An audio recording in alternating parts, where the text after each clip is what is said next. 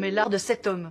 Il s'appelle Félix Moumié, il n'est pas suisse, il est camerounais, mais son histoire est très suisse puisque c'est à Genève que son destin va basculer. Chez nous, là, à 500 mètres à vol d'oiseau de notre bureau des affaires déterrées, c'est là qu'il va se faire empoisonner un soir de 1960. Il aura 35 ans. Quand je suis entrée ici et quand on m'a présenté mon mari, j'ai vu que c'est un corps, c'est un cadavre. Je vous raconte toute l'histoire, mais pour ça on aura besoin de faire une escale à Paris. On ira voir Karine Ramondi et elle a une passion, les assassinats politiques. Ah bah oui. Si cette histoire vous fait penser à d'autres, écrivez-les en commentaire, donnez-nous des idées pour nos prochaines affaires à traiter et surtout, la prochaine fois que vous irez au resto, contrôlez bien ce qu'il y a dans votre verre.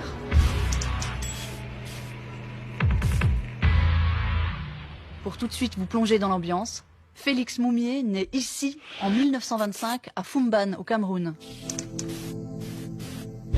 Pendant longtemps, c'est l'Allemagne qui a fait sa loi au Cameroun. Échanges commerciaux avec l'Europe, déportation d'esclaves, mission catholique, la parfaite panoplie du colon de l'époque. Mais depuis la Première Guerre mondiale, la Société des Nations a pris de grandes décisions. L'ancêtre de l'ONU, la SDN, a retiré le Cameroun à l'Allemagne et l'a partagé aux winners. Un grand morceau pour la France, un plus petit bout pour le Royaume-Uni. Non mais parfois faut pas s'étonner que ce soit encore le chenille 100 ans plus tard. Voilà, je vous ai plongé dans le contexte. Pour celles et ceux qui sont plutôt là pour qu'on leur raconte un mystérieux empoisonnement, n'ayez crainte, ça arrive.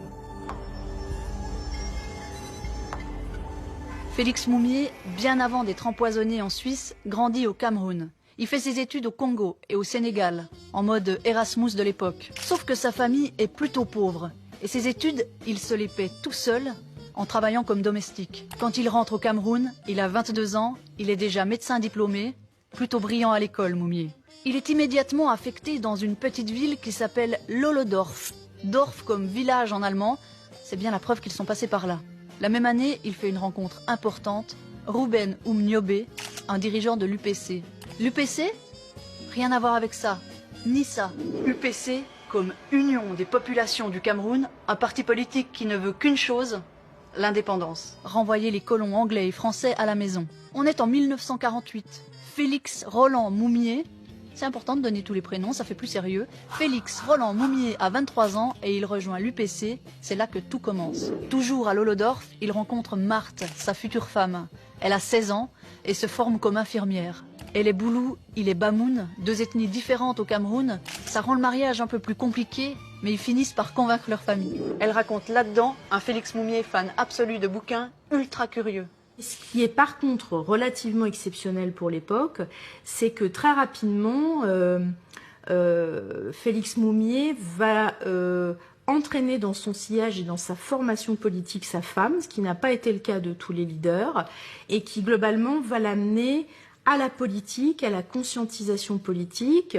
Elle va devenir sa secrétaire, son assistante, il va lui conseiller des lectures. Les deux lisent ensemble Le Monde, Libération, L'Humanité.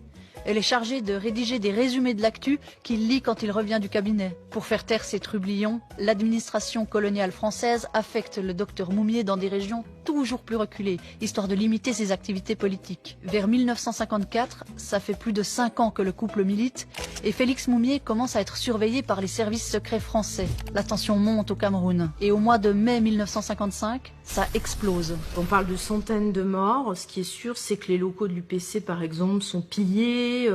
On a véritablement des scènes de violence.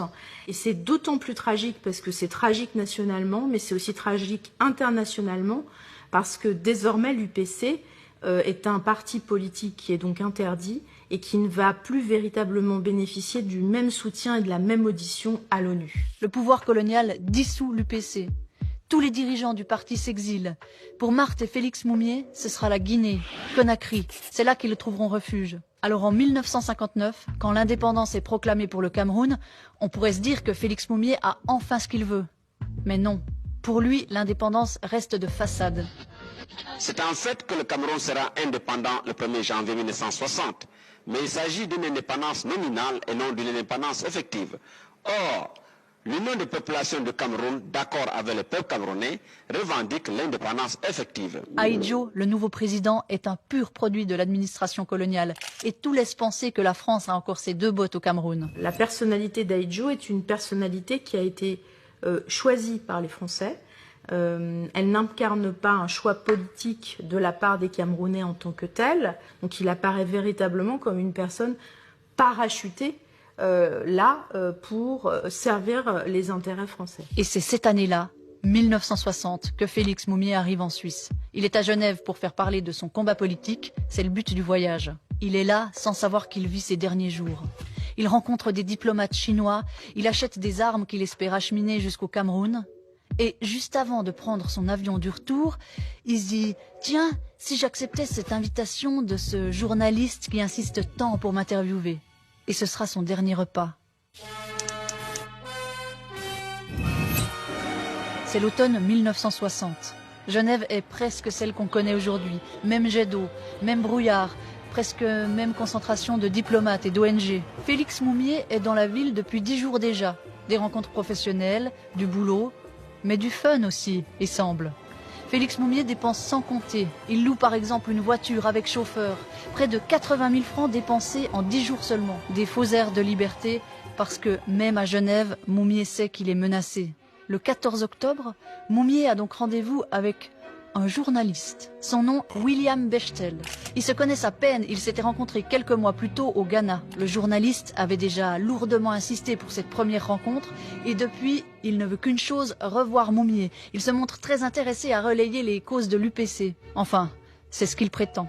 Et ça tombe si bien parce que Moumié veut justement communiquer sur son combat. Il se voit dans une agence de presse le 14 et fixe un souper pour le lendemain, le samedi soir, le 15 octobre. Un cadre de l'UPC doit les accompagner, Jean-Martin Tchapchet. Une table pour 3 est réservée au Plat d'Argent, un resto chic en vieille ville de Genève, Grand Rue 4. Les 3 s'assoient. Bonsoir, bonsoir, bonsoir. Alors non, ceux que vous voyez là ne sont pas Moumié, Bechtel, mais des policiers genevois en pleine reconstitution de la scène. Félix Moumié s'installe ici et commande un pastis. Un Pernod pour être exact. Et rapidement, il est demandé au téléphone. Ça l'étonne, puisqu'il n'a averti personne de ce dîner. Mais il se lève, il prend le téléphone, et là, plus personne au bout du fil.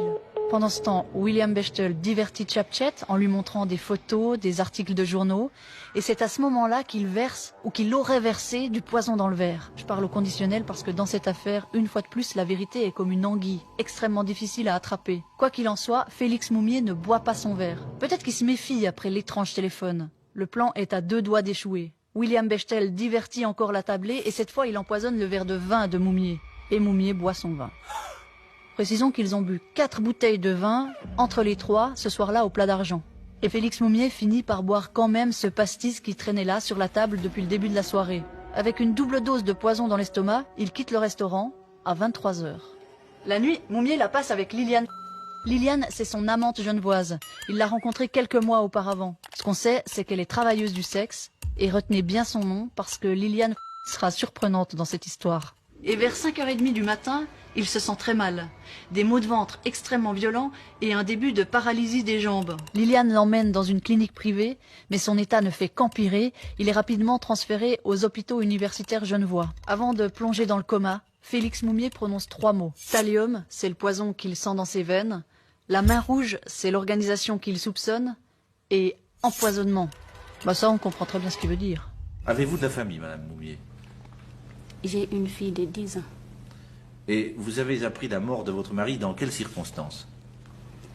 Le 1er novembre, c'est d'abord la radio Brazzaville qui a annoncé que mon mari était gravement malade, hospitalisé dans un hôpital cantonal à Genève par suite d'un empoisonnement. À ce moment-là, son épouse Marthe est restée en Guinée. Avec les bras droits de Moumié, elle tente de sauter dans un avion. Mais pas d'avion avant le surlendemain. On imagine cette interminable attente avant de pouvoir décoller. Le président de l'UPC, Félix Moumié, se trouve entre la vie et la mort. Pour ce documentaire de Franck Garbelli, qui est sorti en 2005, c'est-à-dire 45 ans après l'empoisonnement, Marthe Moumié revient au HUG et elle revit le moment où elle était venue au chevet de son mari. Quand je suis arrivée, il était là, couché, les yeux fermés, les bras croisés, tout. J'ai vu qu'il est mort. Il ne vivait plus. Quand il est arrivé, il a dit on m'a empoisonné Le thallium a été mélangé à du Pernod. J'ai eu un goût qui était bizarre. Je sais que c'est ça. Et les examens donnent raison à l'intuition de Moumié. C'est bien du thallium qui coulait dans ses veines. Et à l'époque, on était très désarmés.